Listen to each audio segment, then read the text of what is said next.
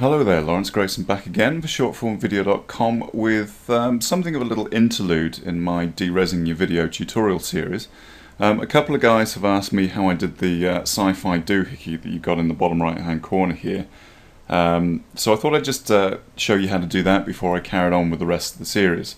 It's a really simple technique, uses basic shape layers, a little bit of keyframing and a very simple After Effects expression. So I'm going to create a new composition and we'll call it sci-fi doohickey.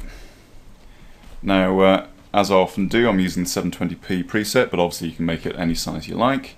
It's 20 seconds long, and I'm just going to set the background color to a dark grey so I can see what I'm doing a little bit better. Now all of the elements in the sci-fi doohickey are based on a shape layer. So the first thing we're going to do is create a brand new shape layer. Now if you've not used shape layers before, there's a couple of things you need to know. If you select the shape layer and use the various shape tools to draw shapes, they'll all appear in order on the single shape layer. If the shape layer is not selected and you draw a shape, it'll create an individual shape layer for each new shape.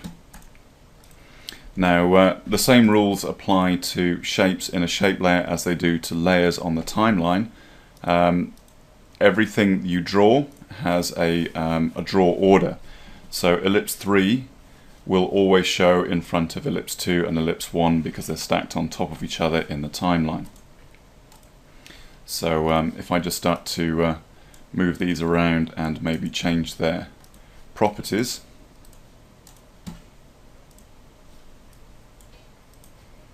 you can see what I mean. So we've got ellipse 3 sits on top, ellipse 2 just beneath, and ellipse 1.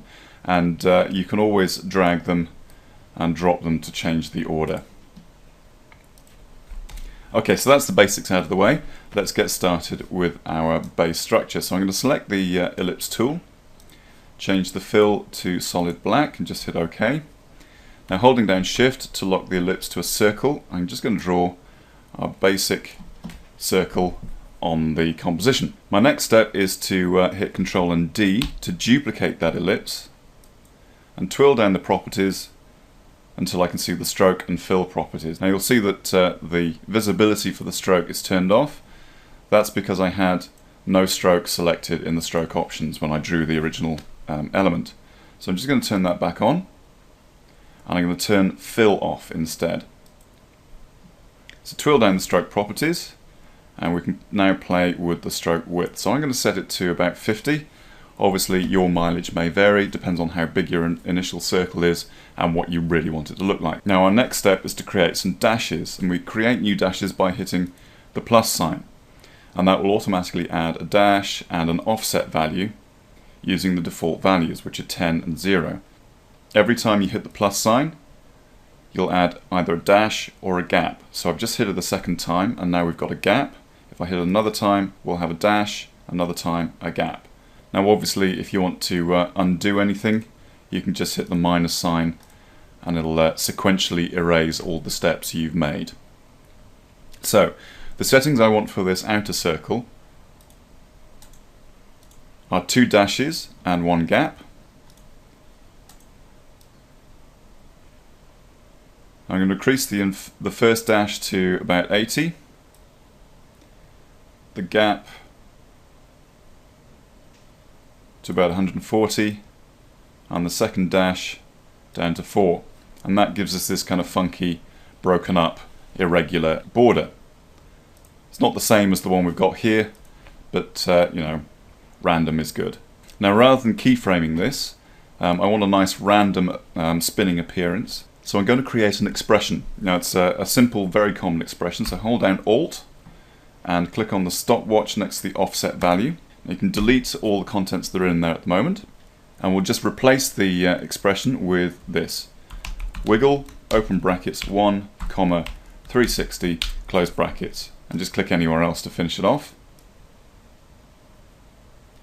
And what that's created is a random variation of 360 once every second, and it looks a little bit like this.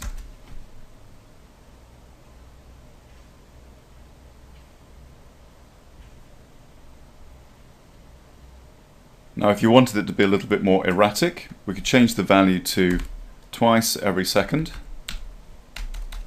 and maybe double the value to 720, and that makes it look like this. So we've got a little bit more movement. Now if we go back to the original,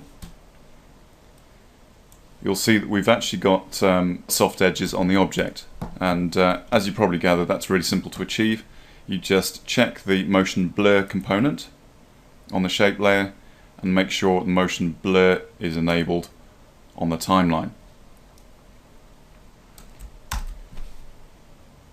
So I've just created a quick round preview so you can see what that's done.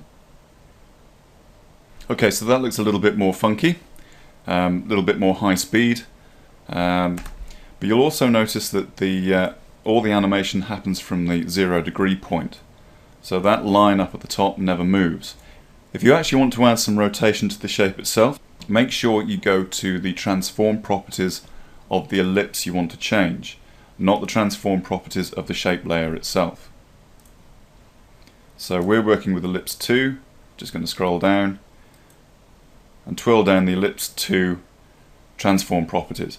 Now every shape has its own set of transform properties, so if you want to adjust them individually, you can do so without adjusting the overall scale, position or skew or whatever of the overall shape layer.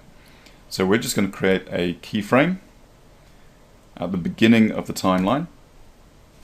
Hit end to take your timeline indicator to the end of the timeline, create another keyframe, and we'll just take it up to a value of 2, which will give us some full rotations.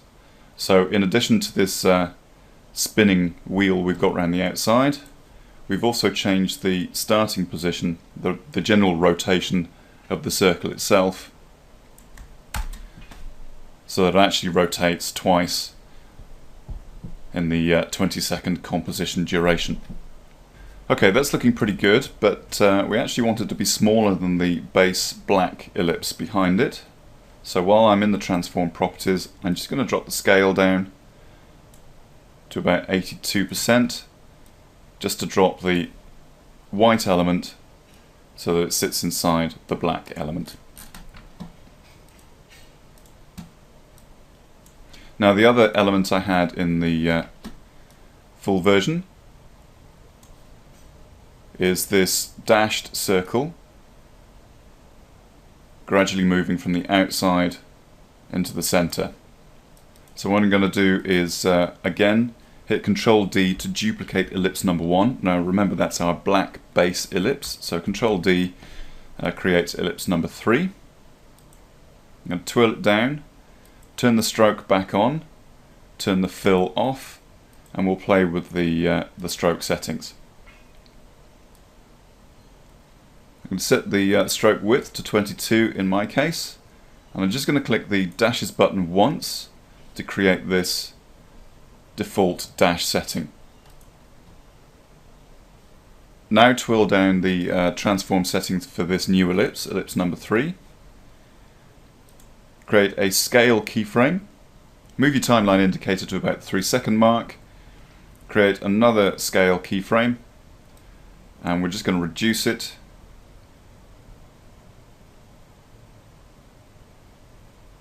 to 2%. Now select both of those keyframes, tap page down once to advance a single frame, hit Control C to copy the selected keyframes, and then Control V to paste them at the new position.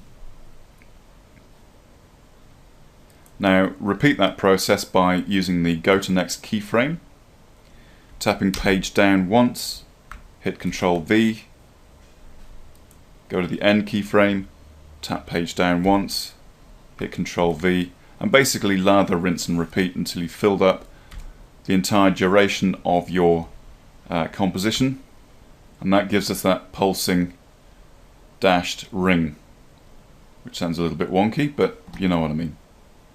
So there you have it, one sci-fi doohickey ready for all your heads-up displays, Iron Man tributes, science fiction parodies, whatever you like. Now it doesn't have to be just circles you use, you can apply dashes to lines, rectangles, anything you like. So feel free to play with it and create some effects of your own. As always, I hope you found this useful.